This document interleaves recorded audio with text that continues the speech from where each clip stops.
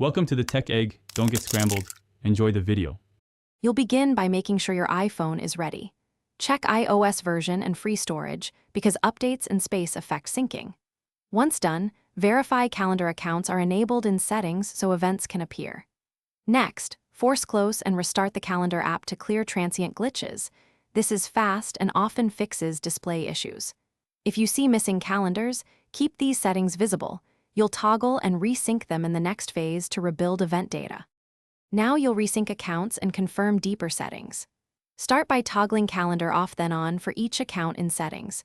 Pause 30 to 60 seconds to let servers respond. This can pull missed events. If that fails, remove and re-add the specific account to force a complete resync.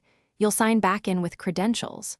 Also make sure your default calendar, time zone override, and event sync range are correct so events show up in the expected date ranges. Finish with advanced fixes. If sync still fails, reset network settings to clear stuck connections, but save Wi-Fi passwords first. You can also sign out of iCloud and sign back in to rebuild calendar data. If a third-party app or profile interferes, update or uninstall it. As a final step, backup and perform erase and restore to eliminate system-level corruption. Troubleshooting tip. If events disappear after a change, stop and back up immediately so you can revert without losing important entries.